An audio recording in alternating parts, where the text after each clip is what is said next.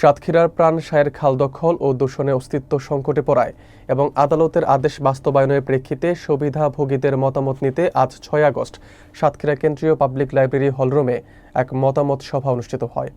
বিস্তারিত থাকছে মোকাররম বিল্লাহ ইমনের প্রতিবেদনে। সভায় সভাপতিত্ব করেন স্বদেশের নির্বাহী পরিচালক মাদকচন্দ্র দত্ত।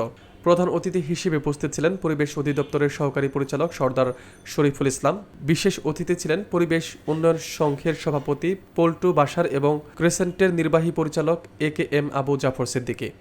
সভায় আরও বক্তব্য রাখেন বেলা সমন্বয়কারী মাহফুজুর রহমান মুকুল, নাগরিক কমিটির যুগ্ম সদস্য সচিব আলিনুর খান বাবলু, মহিলা দলের ফরিদা আক্তার বিউটি, সৃজনী মহিলা লোককেন্দ্র সভানেত্রী জ্যোৎস্না দত্ত, সুন্দরবন ফাউন্ডেশনের নির্বাহী পরিচালক শেখ আফজাল হোসেন প্রমুখ।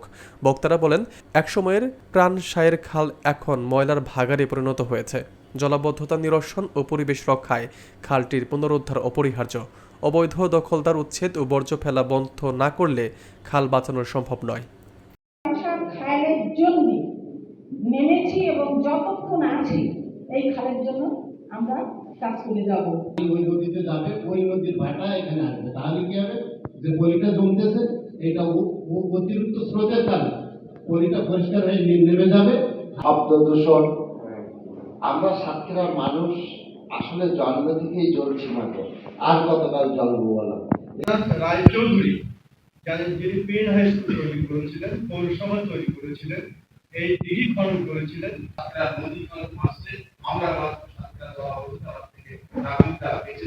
আমরা প্রাণসায়রকে আমরা যেভাবে দেখতে চাইব, আমাদের ঠিক সেরকম কথা বলে যেতে হবে। পৌরসভাতে কয়েকবার পরিষ্কার করে নেয় তা না, তারা কিন্তু করছে, তারপরেও লোকজন জনগণ এটা ময়লা ফেলতেছে, তাদের ময়লা ফেলার জায়গা হিসেবে।